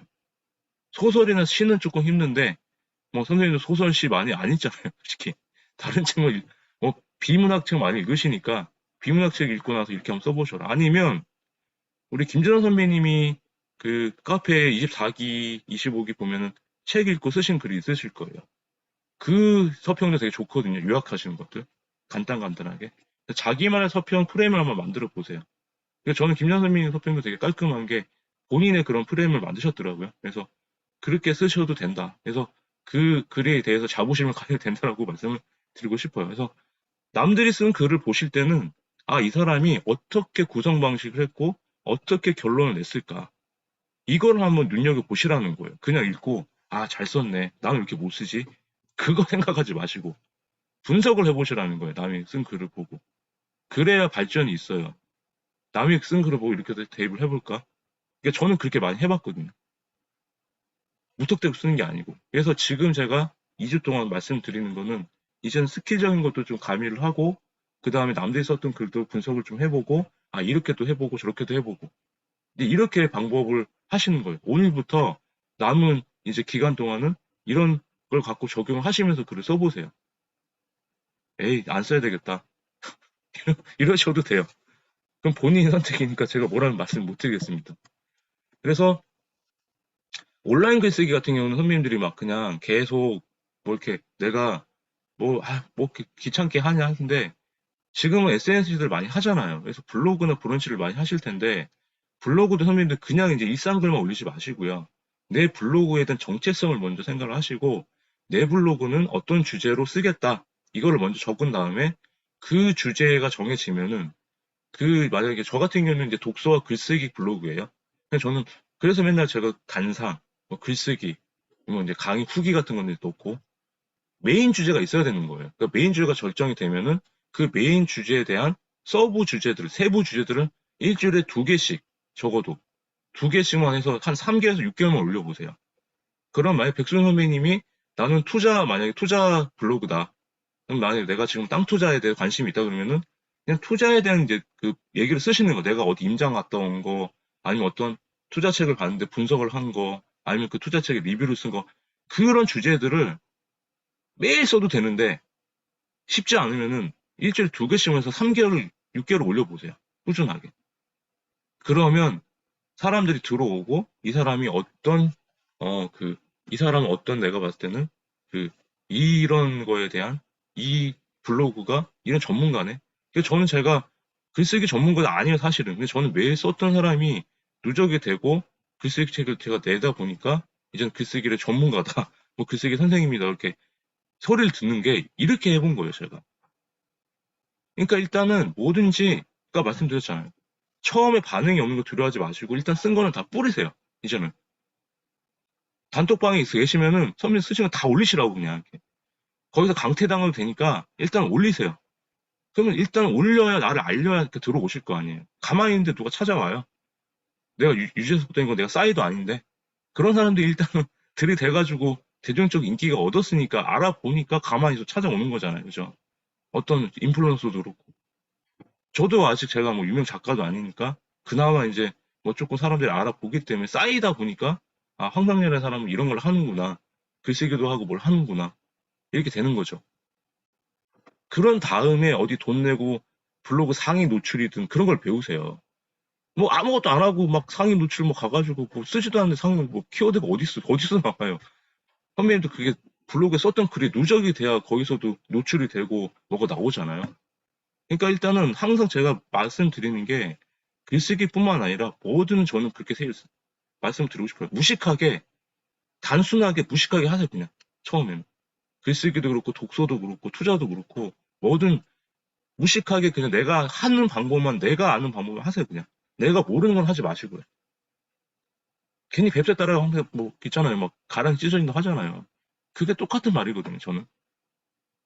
모르면 공부하시고, 모르는 건 하지 마시고, 그냥 무식하게 아는 것만 하자. 그러니까 저는 무식하게 그냥 써서 올리기만 했어요, 매일.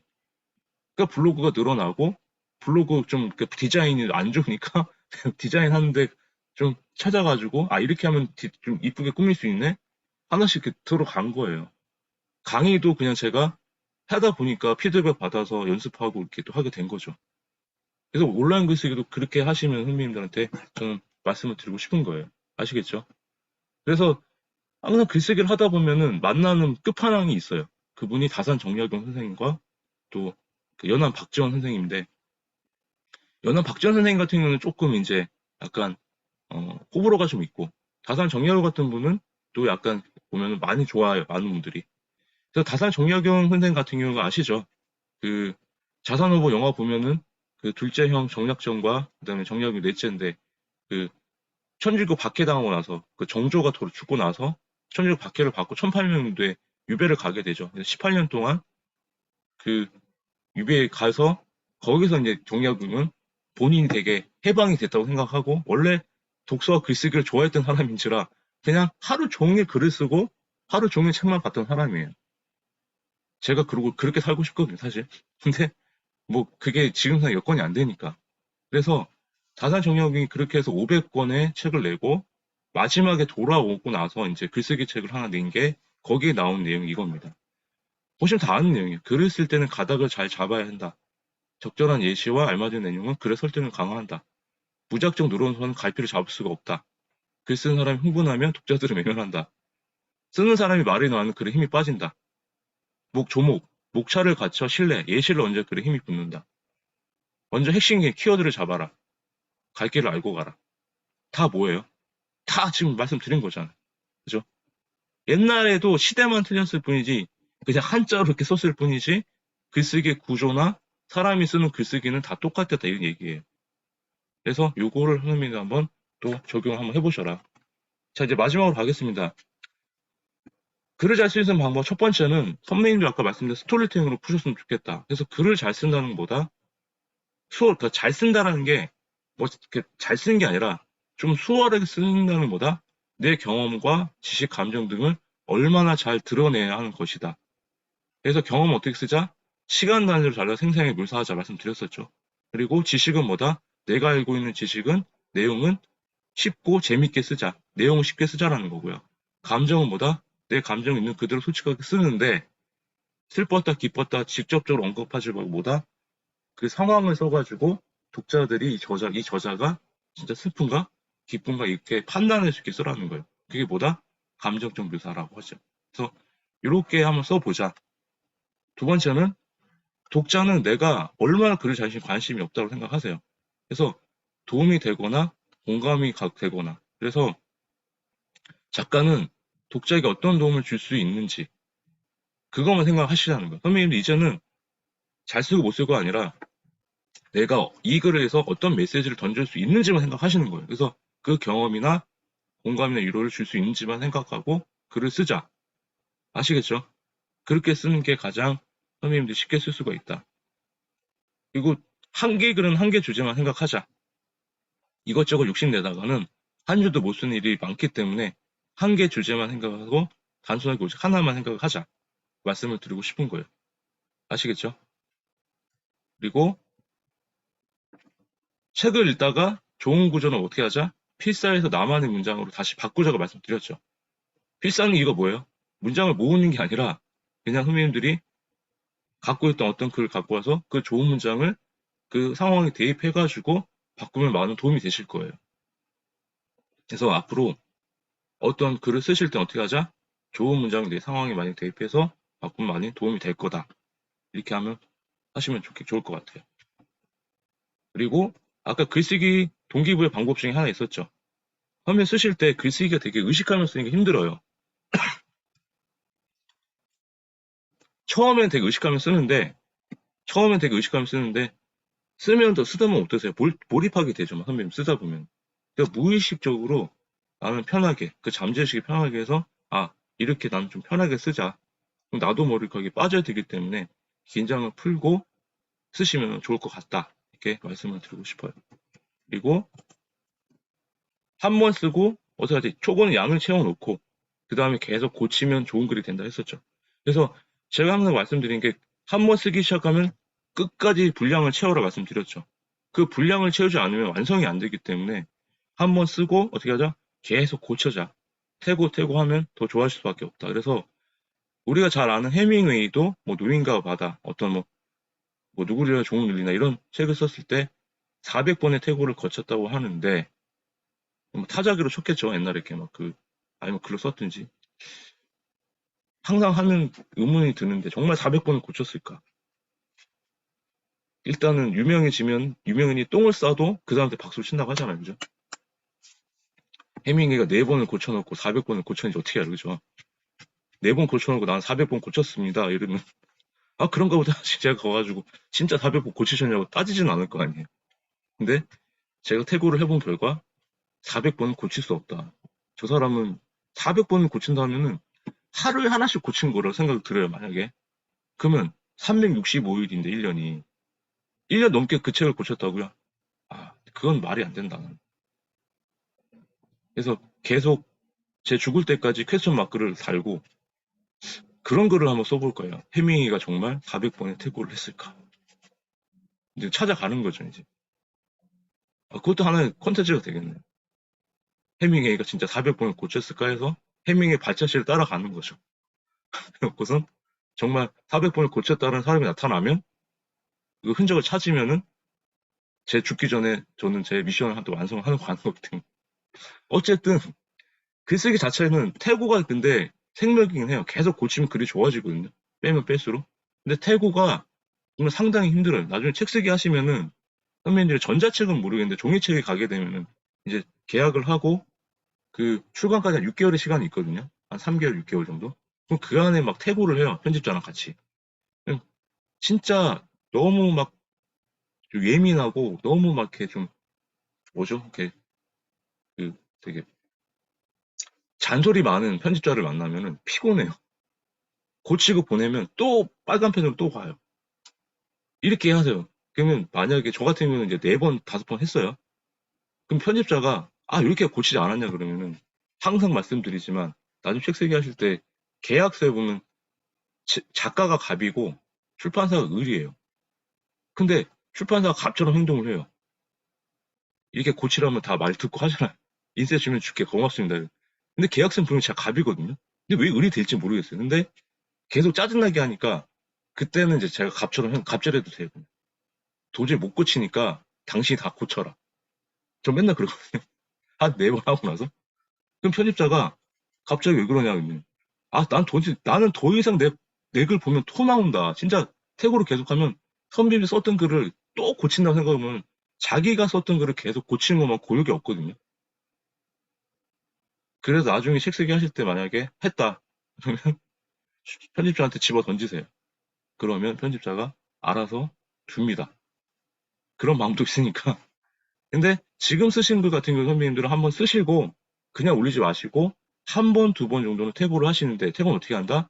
소리 내어 읽으면서 한번 선배님들이 긴 문장이 있으면 짧게 잘라내고 그다음에 덜어내고 그래서 문장을 덜어내면 덜어낼수록 좋아지기 때문에 앞으로 포팅 하실 때도 쓰시고 난 다음에 초고 완성 후에 낭독해서 소리내어 읽으면서 한번 읽고 난 다음에 한번 그 다음에 고친 다음에 올려보세요. 그 오탈자도 찾을 수 있고 띄어쓰기도 볼 수가 있고 그러면 계속 좋아진다는 걸 명심하셨으면 좋겠어요. 그리고 한 줄이라도 그냥 쓰는 습관 가지세요. 글쓰기도 매일 해야 선생님들이 습관이 됩니다. 이 루틴이 깨지면 글쓰기가 다시 하기 싫어져요. 그래서 제가 몰아서 써도 되고 그냥 하셔도 돼요. 선생님들 그냥 편하게. 옛날에 제가 닥터 글쓰기 과정 할 때는 막 잔소리했어요. 왜 안 쓰시냐고. 근데 제가 저보다 나이 드신 선배님들한테 제가 뭐라고 막 그렇게 해요. 학생도 아니고 다 성인들인데 그래서 편하게 쓰시는데 매일 쓰셔야 이런 루틴이 생긴다라는 거. 운동도 그렇잖아요. 그죠? 자기가 좋아하는 거 하는데. 그래서 저는 이 지나가는 제 모든 인생의 순간이 글을 쓰는데 선배한테 도움이 많이 됐어요. 저는. 그 덕분에 전 내면이 많이 이렇게 생겼고요.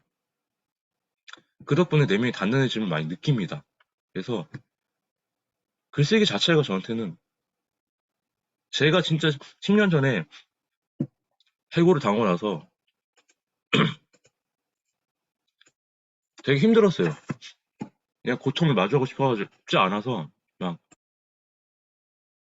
그냥 도망만 다니고 막 술만 마시고 그냥 방 안에 처박혀 있고 10년에 그 네 번째 회사 해고당했을 때, 살기가 싫었을 때. 그래서 그때는 지속적으로 글을 썼었어요. 그냥. 한번 써봐야 되겠다. 처음에 쓴 때는 진짜 내가 너무 힘든 거예요. 힘든 게 그 상황도 힘들었지만 제 자신이 너무 부끄러운 거죠. 인생이라는 게 제가 살았던 일상의 합인데 그 남탓 세상 탓만 했던 제가 너무 부끄럽더라고요. 그 마주하는 게 너무 힘들어가지고 쓰면서 울고 막 쓰면서 막 감정이 막 머리 막 터질 거 진짜 이렇게 내 쓰러지는 거 아닌가 막. 그러다가 쓰다 보니까 나에 대해서 알게 되고 돌아볼 수 있게 되니까 결국에는 다 내가 선택했던 잘못이었구나 이런 것들을 알게 됐다는 거죠. 그래서 이게 보니까 전 치유의 글쓰기라는 거예요. 글을 쓰다 보면은 힘들고 지친 사람들이 쓰다 보면은 그 고통을 마주하고 싶지만 그 고통을 마주하면서 쓰면서 그게 되면 결국엔 치유가 되고 위로가 된다라고 제가 첫 시간에도 왜 글을 쓰는가에 서 말씀을 드렸어요. 그래서 글쓰기를 통해서 저는 지금 인생이 힘든 사람들이 있다면 선배님들이 주변에 인생이 힘든 사람들이 있다면 읽고 쓰는 사람을 좀 만났으면 좋겠다. 저는 그 사명이 생겼어요. 글쓰기를 통해서 저는 인생을 알게 됐고 제 내면이 조금씩 단단해지고 있고 물론 아직도 가장 무서운 사람이 우리 집사람인데 뭐 여자들 말은 살다 보니까 질리긴 하더라고요. 나이가 들다 보니 그게 철이 드는 것 같아요. 우리 선생님들 아시겠지만 처음에는 엄청 싸웠는데 지금도 글쓰기 하면 네가 뭔 내면이 바뀌었냐 인정도 안 하는 게 얘기를 하지만 30대 예전의 저와 지금의 나는 그래도 확연하게 글쓰기를 통해서 많이 달라졌다라는 거는 제 스스로가 알기 때문에 한번 선생님도 그거에 대해서 한번 치유적 글쓰기라는 걸 한번 좀 느껴보면 좋겠다. 제가 미리 띄웠는데 보셨는지 모르겠지만 한번 작가한테 가장 중요한 질문은 뭘까? 한번 적어보세요. 그냥 제가 스포를 해버렸는데 작가한테 가장 중요한 질문이 뭘까요?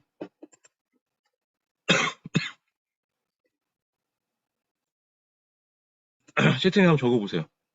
작가한테 내가 작가인데 아니면 나한테 질문하든 저한테 질문하든 어떤 질문을 하고 싶어요? 가장 중요한 질문 하나 한번 적어보세요. 네. 내가 작가인데 나한테 질문하거나 저한테 질문하거나 가장 중요한 질문 답을 알고 계시면 또 쓰셔도 되고요. 그냥 생각나는 대로 아무 생각이 없으신 거예요?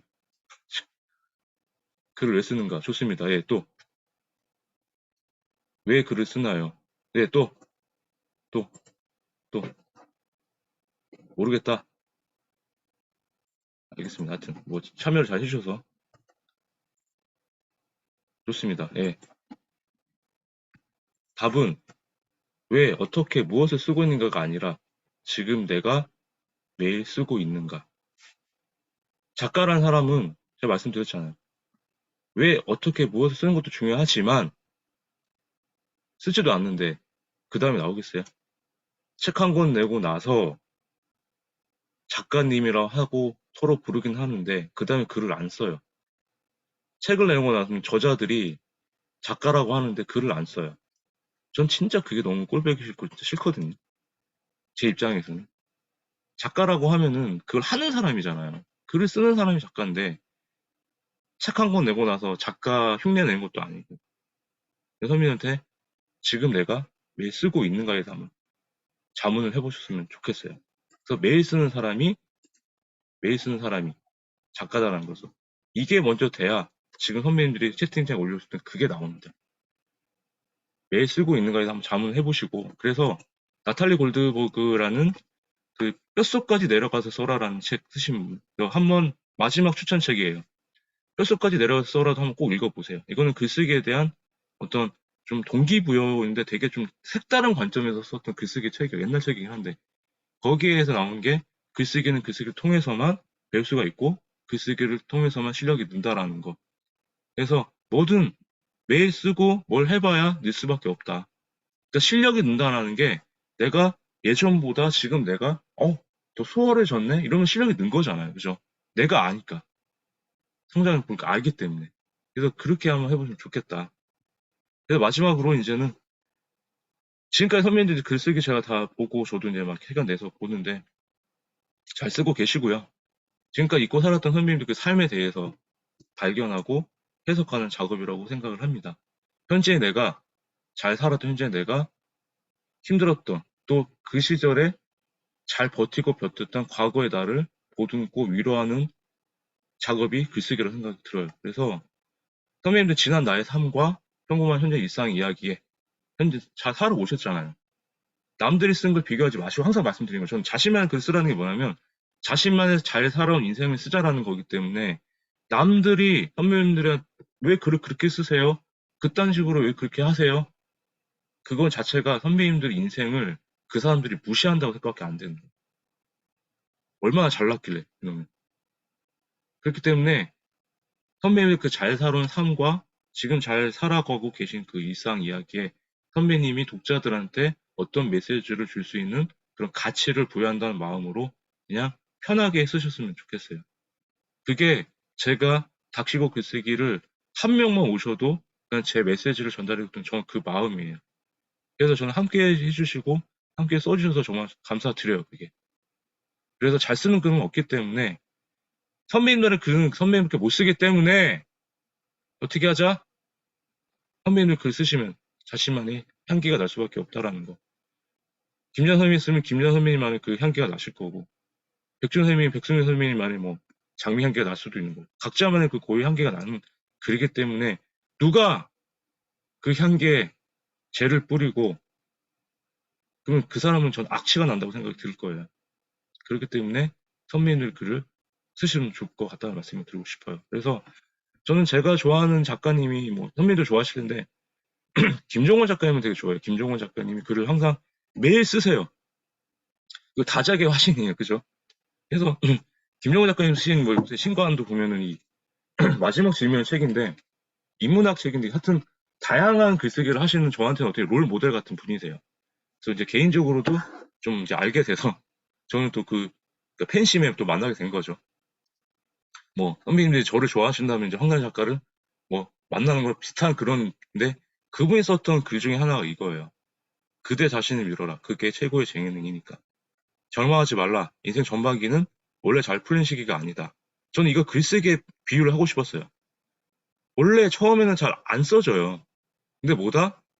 분명히 쓰다 보면은 조금씩 풀어가는 시기이기 때문에 그 아름다운 그 삶의 전막이라고 하지만 그 글쓰기의 고통을 알고 글쓰기를 계속했던 사람들이 그 기간이 지나면 반드시 좋은 날이 온다. 그래서 살아서 걷고 있는 모든 가능성이 열릴 때 이거를 저는 살아서 계속 쓰는 한 선배님들이 어떤 작품이든 낼 가능성은 열려있다고 생각하시고 계속 닥치고 매일 쓰셨으면 좋겠다는 말씀을 드리고 싶은 거예요. 아시겠죠? 그래서 지금 어떻게 하자? 당장 써보자. 뭘 쓰자? 선배님들 일상, 좋아하는 취미, 관심사, 지금 같은 해왔던 경험의 성과들 그 한 줄이 모여서 뭐가 된다? 결국까지는 책까지 낼 수가 있고 그게 모여서 선배님들의 기록이 되고 선배님들의 일상에 대한 누적이 돼서 발자취가 된다라는 거예요. 그래서 닥치고 쓰면 좋겠다. 자, 마이크 켜시고 제가 한번 선창을 하면은 따라 하시면 좋겠습니다. 아시죠? 제 마지막 시그니처 좌우명입니다. 자, 마이크 켜시고 제가 선창을 하면 따라해 주시고 오늘 강의 마치도록 하겠습니다. 자, 나는 작가가 될 수밖에 없다. 나는 작가가 될 수밖에 없다. 나는 작가가 될 수밖에 없다. 왜? 될 때까지 쓸 거니까. 왜? 될 때까지 쓸 거니까. 그러니까 쓰실 수 있죠? 하실 수 있죠? 선배님들은 네. 매일 쓰는 사람들이기 때문에 작가가 될 수밖에 없고 될 때까지 쓰시면 그게 선배님들의 그이기 때문에 글을 쓴다는 것은 마지막으로 선배님들의 모재끈은 흩어졌던 그런 인생의 조각을 퍼즐 조각을 다시 맞추고 그것을 통해서 마음을 치유하는 작업이라고 생각하기 때문에 매일 한 줄이라도 닥치고 쓰셨으면 좋겠습니다. 오늘 제가 준비한 입자 강의는 여기까지입니다. 오늘 잘 들어주셔서 감사드립니다.